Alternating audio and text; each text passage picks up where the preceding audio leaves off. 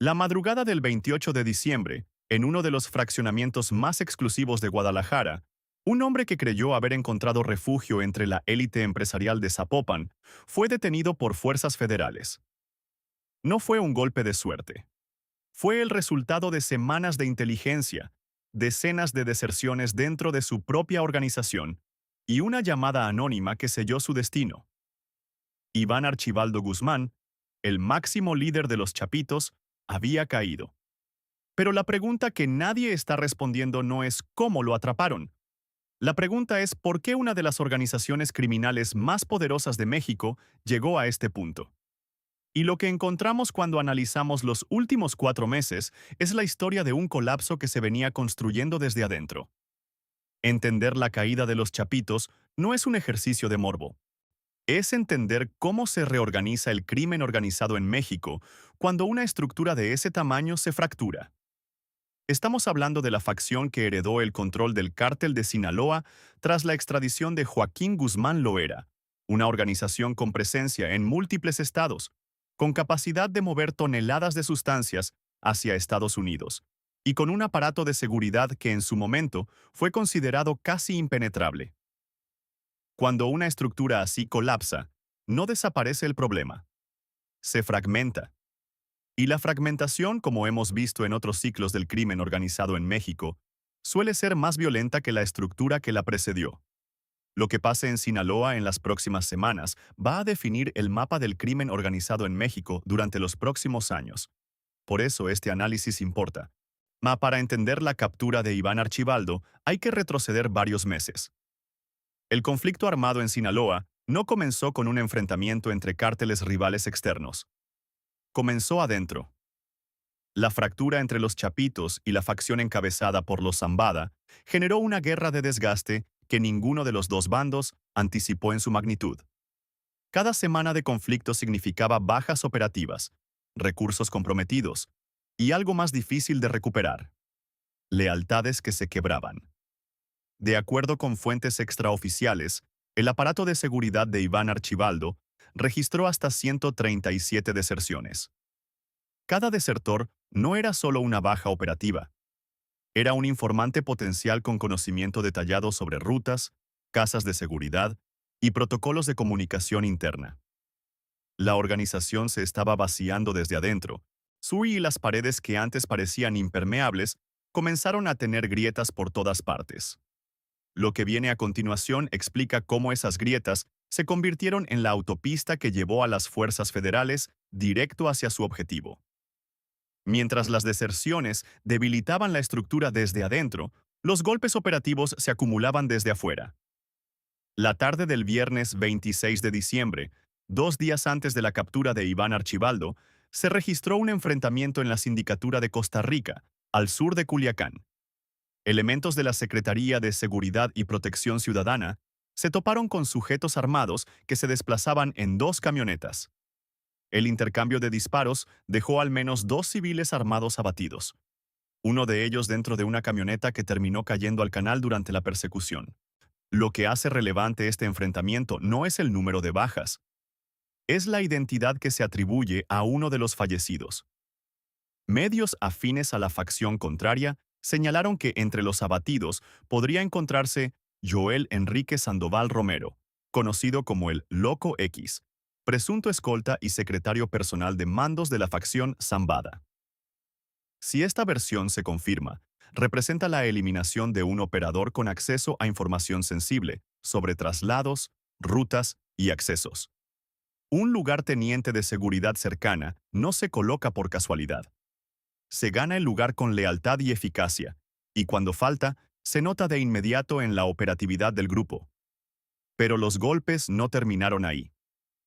De manera casi simultánea, versiones extraoficiales indicaron que Néstor Isidro Pérez Salas, conocido como El Niní, habría escapado de la custodia de autoridades estadounidenses días después de haber sido trasladado a un esquema de prisión domiciliaria. De acuerdo con la información que circula, el ex líder criminal habría estado colaborando con agencias federales de Estados Unidos, proporcionando información que permitió la captura y neutralización de operadores vinculados a la estructura de Iván Archibaldo.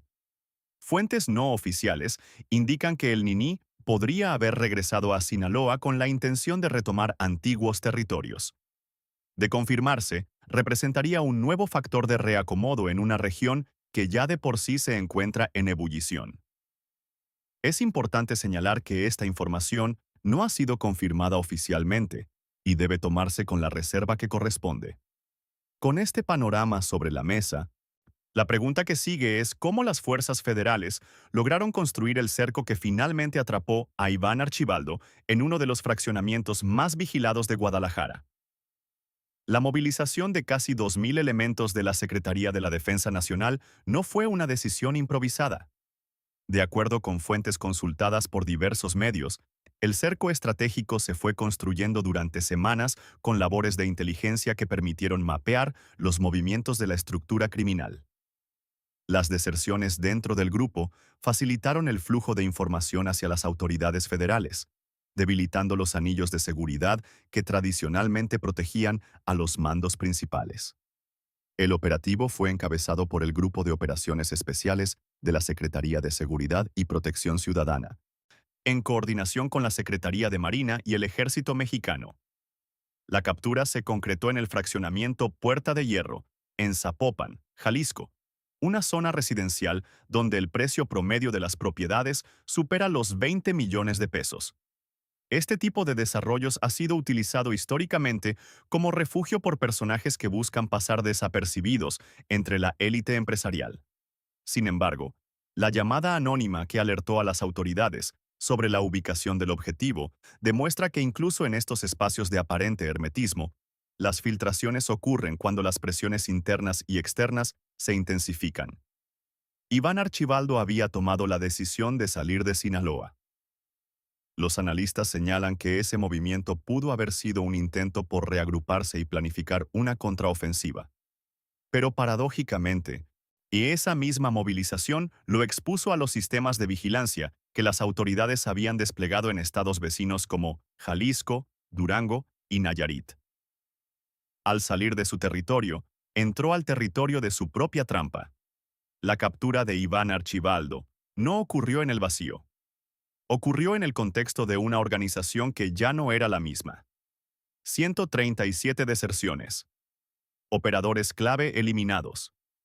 Un ex colaborador que presuntamente entregó información desde territorio estadounidense. Y un líder que tuvo que abandonar su propio estado para sobrevivir. Eso no es la caída de un hombre. Eso es el colapso de una estructura.